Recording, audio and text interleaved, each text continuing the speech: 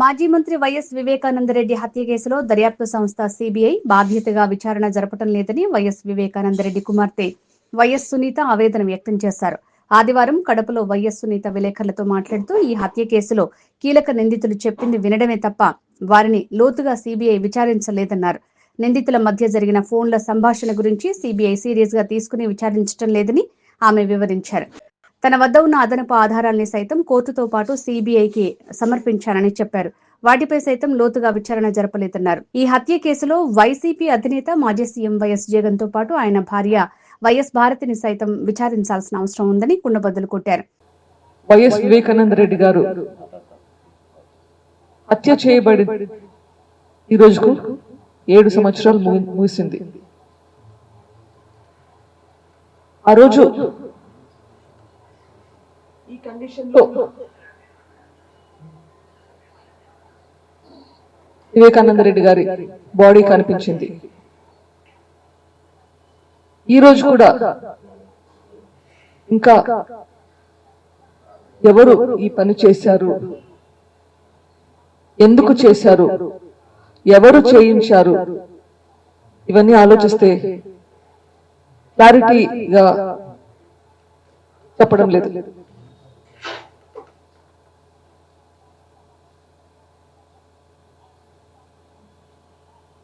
గత 3 సంవత్సరాలుగా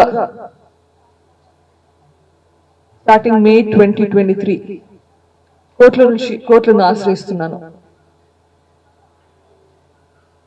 ఇన్వెస్టిగేషన్ లో ఏదో పొరపాటు జరుగుతుంది, కోర్ట్ మానిటర్డ్ ఇన్వెస్టిగేషన్ చేయించాలని ఒక టైంలో అడిగారు.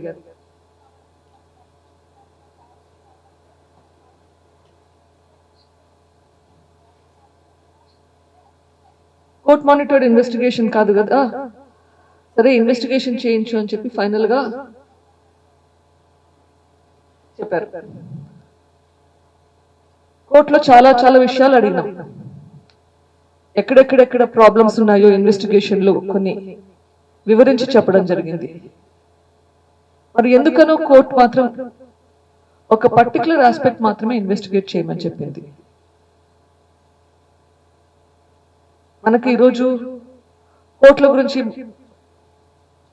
మాట్లాడడం సబబు కాదు అంటారు. ఈరోజు దాని గురించి వీలైనంత వరకు అవాయిడ్ చేస్తాను మాట్లాడడం గురించి. కానీ ఈ మధ్య జరిగిన విషయాలు కొన్ని మీ ముందరికి చెప్పుదాము అనుకున్నాను. వివేకానంద రెడ్డి గారు హత్య చేయబడి ఈరోజు 7 సంవత్సరాలు. సిబిఐ ఇన్వెస్టిగేషన్ చేసింది, 8 మందిని అక్యూజ్డ్ గా నిర్ధారించింది. అదంతా మనకు తెలిసిందే. ఇప్పుడు కోర్టు సిబిఐకి చెప్పింది ఒక పర్టికులర్ ఏరియా ఇన్వెస్టిగేట్ చేయమని చెప్పింది. ఏం చెప్పింది? కిరణ్ యాదవ్ అనే అతను అర్జున్ రెడ్డి అనే అతనికి మెసేజ్ పంపించాడు. ఏమని పంపించాడు? వివేకం సార్ చనిపోయాడు, వివేకం సార్. ఆ ఏరియా ఇన్వెస్టిగేషన్ చేయలేదు, ఇన్వెస్టిగేషన్ చేయండి అని చెప్పింది. ఇంకా ఏం చెప్పింది? దాంతో పాటు ఇంకా ఏమైనా కొత్త ఇన్ఫర్మేషన్ కనిపిస్తే చేయండి అని చెప్పింది. కిరణ్ యాదవ్ అనే అతను సునీల్ యాదవ్ అంటే ఏటుకి తమ్ముడు అవుతాడు. సో ఈ పార్ట్ నేను ఈ కేసులో దారం లాగితే డొంక తిరిగినట్లు, తీగ లాగితే డొంక తిరిగినట్లు ఏది టచ్ చేసినా అందరికీ చుట్టుకుంటుంది.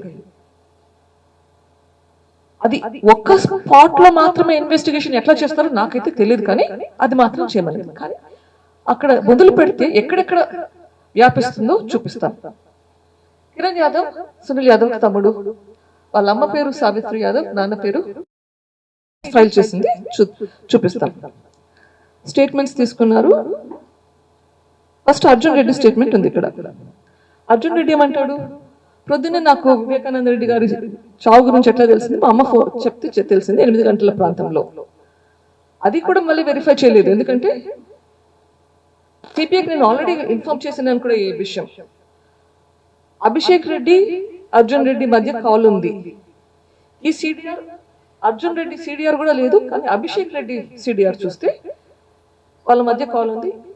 7:30కు ముందే అభిషేక్ రెడ్డి చెప్తాడు, అర్జున్ రెడ్డి చెప్తున్నాడు, నాకు తెలిసింది 8 గంటలకని. డాక్టర్ అభిషేక్ రెడ్డి ఈ మధ్యన చనిపోయారు, మనకు అందరికీ తెలిసింది. డాక్టర్ అభిషేక్ రెడ్డి ఈ ఇంట్లో ఉన్నారు. అప్పుడు ఈ ఇంట్లో వచ్చి చూశారు. ఆయనకు తెలుసు ఏదో ప్రాబ్లం జరిగింది. ఆయన స్టేట్మెంట్ లో కూడా చెప్పాడు, ఇది దెబ్బలన్నీ ఉన్నాయని చెప్పి. మరి పిచ్చాపాట మాట్లాడుతున్నారా, లేకపోతే అభిషేక్ రెడ్డి ఇన్ఫార్మ్ చేశాడా అర్జున్ రెడ్డికి వివేకానంద రెడ్డి చనిపోయారు? మరి 7:30కు తెలుసుంటే 8 గంటలకు ఎట్లా తెలుస్తుంది? సిబిఐ ఈ మాత్రం వెరిఫికేషన్ చేసుకోవాల్సిన బాధ్యత సిబిఐ మీద ఉందా లేదా? చెప్పింది వినడమేనా? ఇప్పుడు ఎవరైనా మనం తప్పు చేశామంటే తప్పు చేయలేదు అని అంటాం. మరి ఇన్వెస్టిగేషన్ ఏజెన్సీ ఏంటి? ఒట్టి స్టేట్మెంట్ తీసుకుని పక్కకి వెళ్ళిపోవడమా? 20వ తారీఖు కిరణ్ యాదవ్ స్టేట్మెంట్ తీసుకున్నారు. ఏమన్నాడు? I was at my home only, ఇంట్లోనే ఉన్నాను టీవీ చూస్తూ, అప్పుడే నాకు తెలిసింది. ఆ టైంలో ఇంట్లో అందరము ఇక్కడే ఉన్నాం, ఇంట్లోనే ఉన్నాం. ఇది చెప్పారు, అది ఫైనల్ కంక్లూషన్ అయింది. అది వెరిఫై చేసుకోవాల్సిన బాధ్యత లేదా? ఓకే, తర్వాత ఇంకో వీడియో చూపిస్తాను. 7:12కు కిరణ్ యాదవ్ మెసేజ్ పంపించాడు. అందరికీ తెలిసింది, ఫస్ట్ వివేకానంద రెడ్డి గారు చనిపోయిన ఇన్ఫర్మేషన్ బయటకు వచ్చింది సాక్షి టీవీలోనే, మీడియాలో. ఆ తర్వాతనే మిగిలిన ఎక్కడైనా వచ్చింది. మరి సాక్షి టీవీలో 7:13కు వచ్చింది. కిరణ్ యాదవ్ కి 7:12కి ఎట్లా తెలిసింది? ఒక్క నిమిషమైనా అది క్రూషియలే కదా. 7:13కి సాక్షిలో వస్తే మీకు సాక్షి టీవీ వీడియో కూడా చూపిస్తాను, అది కూడా సిబిఐ ఎక్స్ట్రాక్ట్ లో నుంచి తీస్తాను. సో ఇంకా ఎట్లా తెలిసింది? సో సాక్షి టీవీ నుంచి తెలియలేదు, ఇంకా ఎట్లా తెలిసింది? కిరణ్ యాదవ్ ఫోన్ రికార్డ్స్ చూస్తే ఆ రోజు పొద్దున గంగిరెడ్డితో మాట్లాడాడు. సో అట్లా ఏమన్నా తెలిసిందా అని నాకు అనుమానం ఉంది. ఇంకా ఏం చెప్పాడు కిరణ్ యాదవ్? నేను ఎవరికి పంపించాను. సో వీళ్ళు చెప్పింది అక్కడ రాసుకున్నారు అంతే, ఇంకా వేరే అసెస్మెంటే లేదా, దీంట్లో ఇన్వెస్టిగేషన్ లేదా?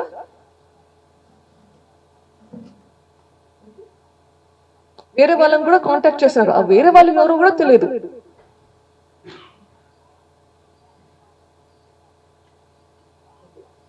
ఈ తర్వాత ఇది 20వ తారీఖు తీసుకున్నారు వీళ్ళ స్టేట్మెంట్. ఈ మధ్యలో ఏమైంది? సుప్రీంకోర్టులో నేను పిటిషన్ పెట్టినప్పుడు లోవర్ కోర్టు నేను చెప్పింది సరి అక్సెప్ట్ చేయలేదు కాబట్టి సుప్రీంకోర్టులో అడిగాను, నా దగ్గర ఇన్ఫర్మేషన్ ఉన్నది, సిబిఐకి ఇవ్వడానికి పర్మిషన్ ఇవ్వండి అని చెప్పాను. మీకు అది కూడా షేర్ చేస్తాను.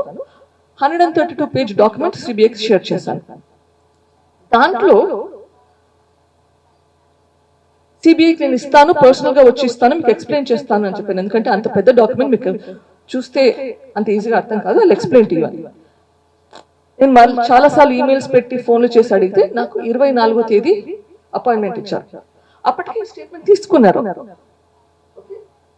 నేను ఇచ్చిన స్టేట్మెంట్ డాక్యుమెంట్స్ ఇచ్చాక then they realise there's a problem and they came back. మళ్ళీ స్టేట్మెంట్ తీసుకున్నారు 27వ తారీఖు. ఇప్పుడు ఏం చేశారు? నేను ఇచ్చిన ఇన్ఫర్మేషన్ చూస్తున్నారు.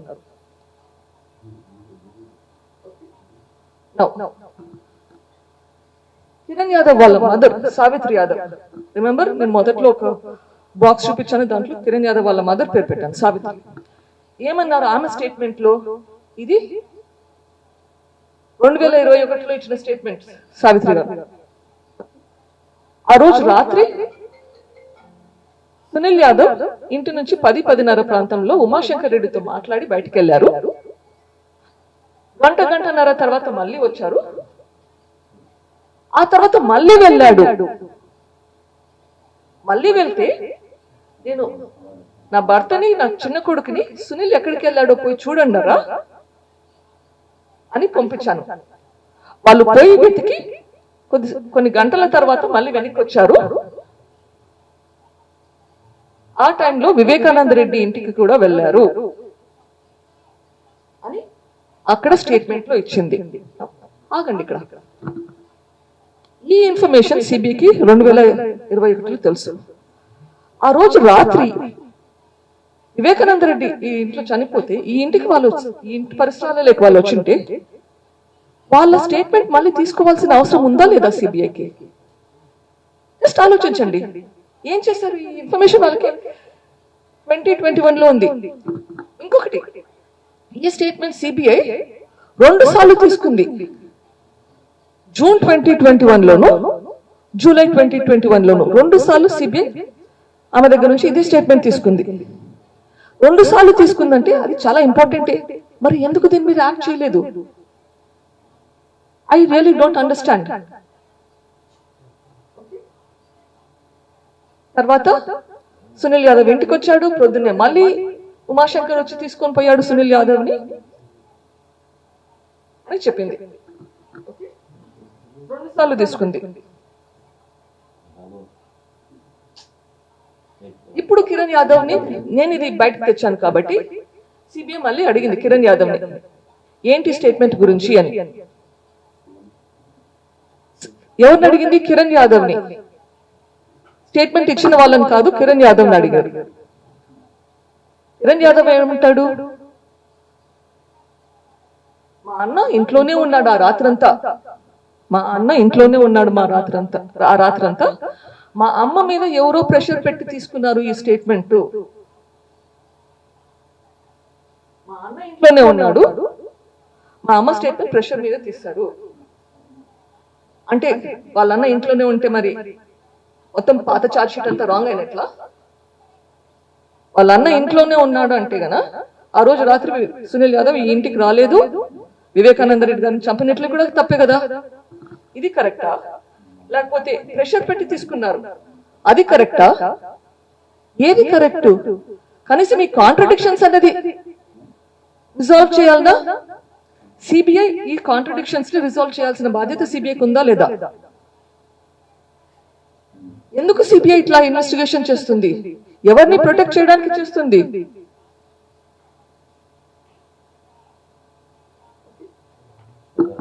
మరి ఎవరు వివేకానంద రెడ్డిని చంపింది?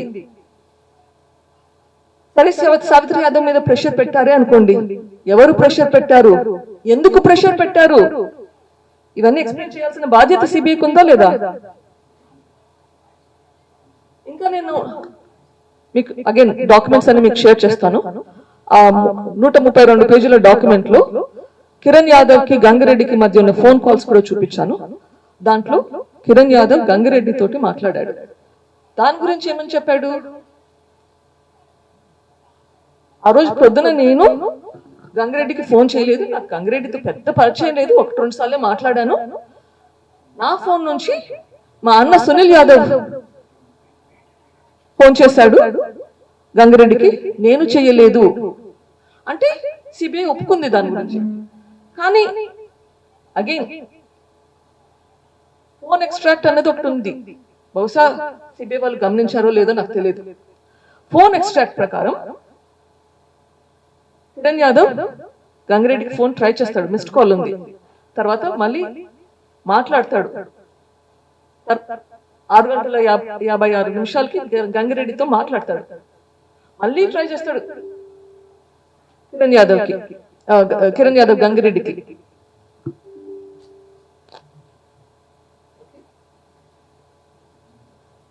తర్వాత అదే ఫోన్ నుంచి సునీల్ యాదవ్ కి 3 సార్లు ట్రై చేస్తాడు.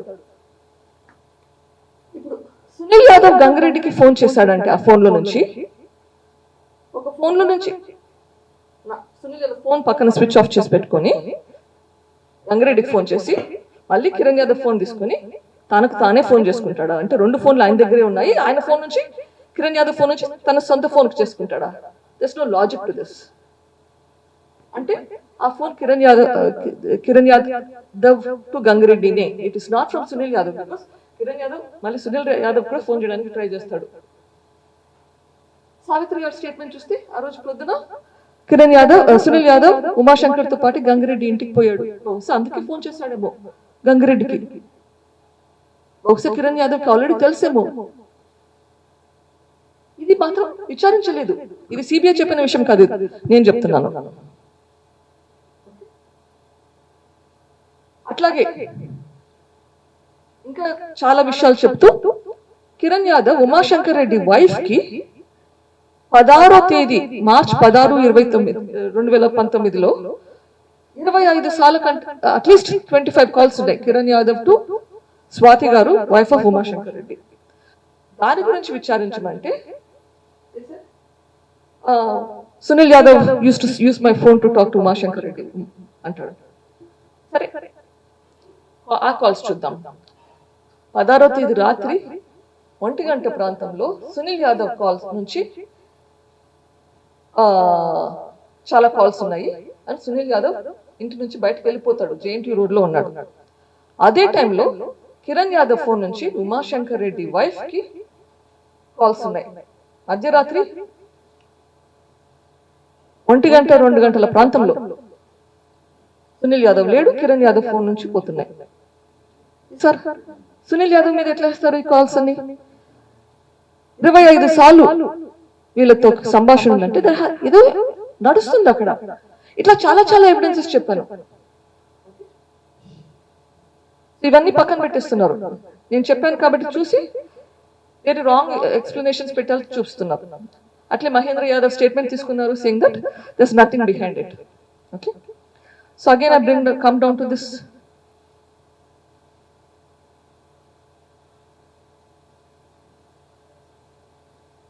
Come down to this. Kiran Yadav ఇవన్నీ చెప్పాను మీకు. సావిత్రికి ఎలా కనెక్షన్ ఉందో, సునీల్ యాదవ్ కి, కృష్ణయ్యకి, గంగిరెడ్డికి, ఉమాశంకర్ వైఫ్.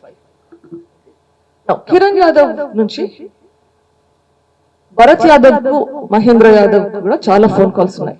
ఆ కాల్స్ అరౌండ్ ఫిబ్రవరి 2019 లో మొదలైనాయి. బట్ మర్డర్ అయిన తర్వాత విపరీతంగా ఎక్కువ కాల్స్ ఉన్నాయి. ఎందుకు? భరత్ యాదవ్ గురించి మనకు అందరికీ తెలిసిన విషయమే. ఏంటి తెలుసు?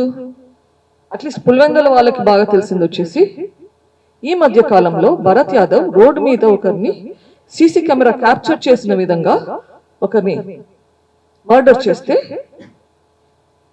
జైలుకి వెళ్ళి వచ్చాడు. So called reporter, real estate చేసే మనిషి. ఆ మనిషికి గన్ లైసెన్స్ ఎవరు ఇప్పించారు? అప్పట్లో భాస్కర్ రెడ్డి గాని, అవినాష్ రెడ్డి గాని అంటున్నారు.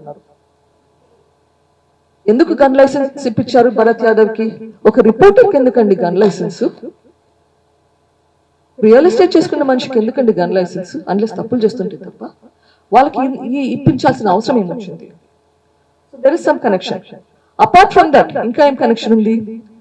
భరత్ యాదవ్ అనే అతను దస్తగిరి అనే అతని తోటి ఢిల్లీకి కూడా వెళ్ళాడు. భరత్ యాదవ్ స్టేట్మెంట్ లో ఏం చెప్పాడు? ఇవంతా నేను పంపించిన ఇన్ఫర్మేషన్ సిబిఐకి. I'm not going through every single page of it. Bharat Yadav సిబిఐకి ఏం చెప్పారో చెప్తాను.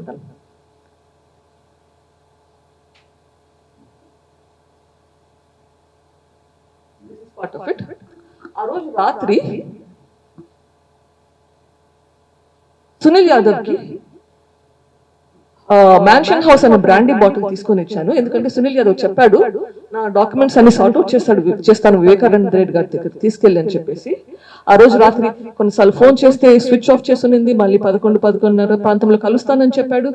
మరుసటి రోజు ప్రొద్దున పోతే సునీల్ యాదవ్ వాళ్ళ ఇంటికి, ప్రొద్దున ఫోన్ చేస్తే Sunil Yadav phone switch off చేస్తుంది, వాళ్ళ ఇంటికి పోతే కొంచెం అనుమాన పరిస్థితి లాగా కనిపిస్తుంది అని సునీల్ యాదవ్ స్టేట్మెంట్ ఇచ్చాడు.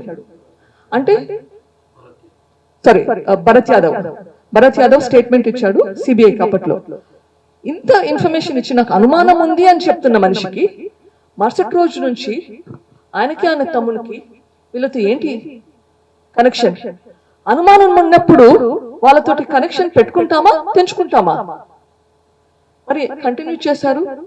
ఆ తర్వాత వాళ్ళని తీసుకెళ్లి ఓబుల్ రెడ్డి పరిచయం చేశారు. భరత్ యాదవ్, ఓబుల్ రెడ్డి ఇద్దరు కలిసి హెలిప్యాడ్ దగ్గర దస్తగిరికి థ్రెటన్ చేశారని చెప్పి, దస్తగిరి కూడా ఒకసారి మనకి చెప్పినట్లు ఇంతకు ముందు చూపించిన ఇన్ఫర్మేషన్ మీకు 306 స్టేట్మెంట్ లో దస్తగిరి చెప్పినాడు. సో భరత్ యాదవ్, ఓబల్ రెడ్డి వీళ్ళందరికీ దీంట్లో ఏంటి కనెక్షన్?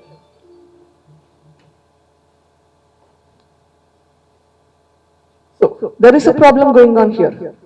ఎందుకు ఇవన్నీ సాల్వ్ చేయలేకపోతున్నారు? కిరణ్ యాదవ్ ఇవన్నీ ఇన్ఫర్మేషన్ ఇచ్చాను. కిరణ్ యాదవ్ ఫోన్ రికార్డ్స్ తీస్తే ఇవన్నీ బయటపడుతున్నాయి. ఇది కొత్త ఇన్ఫర్మేషన్, ఇంతకు ముందు పెట్టలేదు. సిబిఐ ఆర్డర్ ప్రకారం, కోర్ట్ ఆర్డర్ ప్రకారం ఈ ఇన్వెస్టిగేషన్ చేసేటప్పుడు ఇంకా ఏమైనా ఇన్ఫర్మేషన్ ఉంటే బయట పెట్టాలి. ఎందుకు బయట పెట్టట్లేదు? దాంతో పాటు ఎందుకు ఆపేస్తున్నారు? ఇంకొక విషయం మీకు చెప్పాను, చూపిస్తానని చెప్పేసి, ఇది ఆ రోజు పొద్దున 7:13కి సాక్షిలో వచ్చిన ఇన్ఫర్మేషన్ ఏమని వచ్చింది? మాజీ మంత్రి వివేకానంద రెడ్డి కన్నుమూత. కొంచెం ఫార్వర్డ్ చేస్తాను.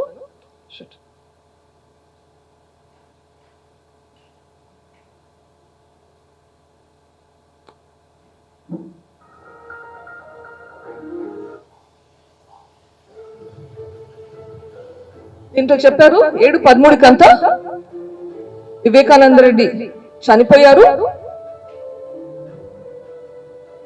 గుండెపోటుతో చనిపోయారు అని.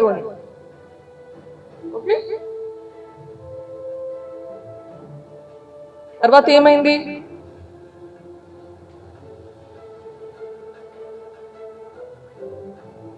ఈ విషయమే గుండెపోటుతో కన్ను మూసిన మాజీ మంత్రి. ఓకే, కొంచెం ఫార్వర్డ్ చేస్తున్నాను. 7:19కి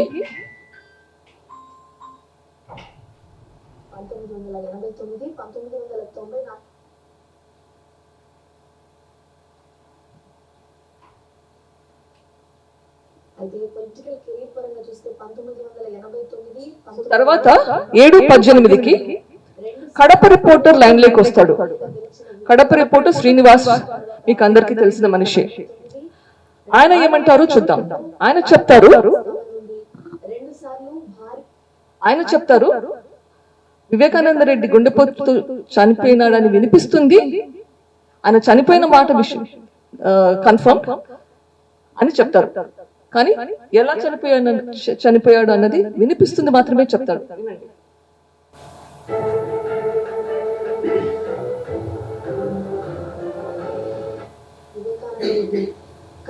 తెలుస్తోంది. ఆయన మాజీ మంత్రిగా చేశారు, అదేవిధంగా 2 సార్లు ఎంపీగా చేశారు. వైఎస్ రాజశేఖర రెడ్డికి గుండెపోటు రావటంతో ఆయన మృతి చెందారని చెప్పి మనకు ప్రాథమికంగా సమాచారం అందుతుంది. మొత్తం మీద అయితే ఆయన మాజీ మంత్రిగా చేశారు, అదేవిధంగా 2 సార్లు ఎంపీగా చేశారు. వైఎస్ రాజశేఖర రెడ్డికి అన్నింటా తోడుగా నిర్వహించినటువంటి వ్యక్తి. అయితే నిన్న రాత్రి అనారోగ్య కారణంగా గుండెపోటు వచ్చినట్టుగా చెప్తున్నారు. అంటే పూర్తిగా కారణాలు ఏంటనేది మనకు కూడా వివరాలు అందలేదు. మొత్తం మీద అయితే ఆయన చనిపోయారనేటువంటి వార్త అయితే ధృవీకరిస్తున్నారు. నిన్న మొన్న కూడా రోజు ఇక్కడ చనిపోయాడు అన్నది కన్ఫర్మ్ చేస్తున్నాడు. కానీ ఎలా చనిపోయాడు అని మాత్రం కన్ఫర్మ్ చేయలేదు.